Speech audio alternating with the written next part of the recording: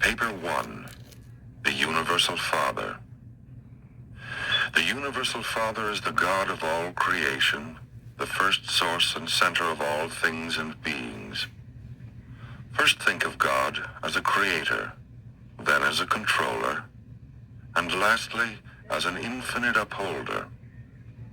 The truth about the Universal Father had begun to dawn upon mankind when the prophet said, "You, God, are alone. There is none beside you. You have created the heaven and the heaven of heavens with all their hosts. You preserve and control them. By the sons of God were the universes made. The Creator covers himself with light as with a garment, and stretches out the heavens as a curtain."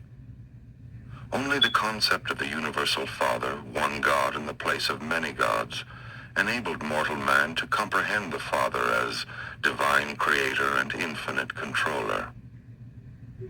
The myriads of planetary systems were all made to be eventually inhabited by many different types of intelligent creatures, beings who could know God, receive the divine affection, and love him in return. The universe of universes is the work of God and the dwelling place of his diverse creatures. God created the heavens and formed the earth. He established the universe and created this world not in vain. He formed it to be inhabited. The enlightened worlds all recognize and worship the Universal Father, the eternal maker and infinite upholder of all creation. The will creatures of universe upon universe have embarked upon the long, long paradise journey, the fascinating struggle of the eternal adventure of attaining God the Father. The transcendent goal of the children of time is to find the eternal God, to comprehend the divine nature, to recognize the Universal Father. God-knowing creatures have only one supreme ambition, just one consuming desire, and that is to become, as they are in their spheres, like him as he is in his paradise perfection of personality and in his universal sphere of righteous supremacy. From the Universal Father who inhabits eternity, there has gone forth a supreme mandate: be you perfect, even as I am perfect. In love and mercy, the messengers of paradise have carried this divine exhortation down through the ages and out through the universes, even to such lowly animal origin creatures as the human races of Urantia. This magnificent and universal injunction to strive for the attainment of the perfection of divinity is the first duty and should be the highest ambition of all the struggling creature creation of the God of perfection. This possibility of the attainment of divine perfection is the final and certain destiny of all man's eternal spiritual progress.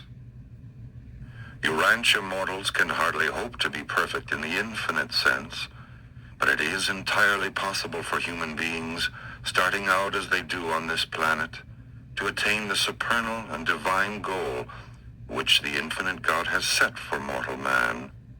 And when they do achieve this destiny, they will, in all that pertains to self-realization and mind attainment, be just as replete in their sphere of divine perfection as God himself is in his sphere of infinity and eternity. Such perfection may not be universal in the material sense, unlimited in intellectual grasp, or final in spiritual experience, but it is final and complete in all finite aspects of divinity of will, perfection of personality motivation, and God consciousness. This is the true meaning of that divine command, be you perfect, even as I am perfect, which ever urges mortal man onward and beckons him inward in that long and fascinating struggle for the attainment of higher and higher levels of spiritual values and true universe meanings. This sublime search for the God of universes is the supreme adventure of the inhabitants of all the worlds of time and space. 1. The Father's name. Of all the names by which God the Father is known throughout the universes, those which designate him as the first source and the universe center are most often encountered. The first father is known by various names in different universes and in different sectors of the same universe. The names which the creature assigns to the Creator are much dependent on the creature's concept of the Creator. The first source and universe center has never revealed himself by name, only by nature. If we believe that we are the children of this Creator, it is only natural that we should eventually call him Father.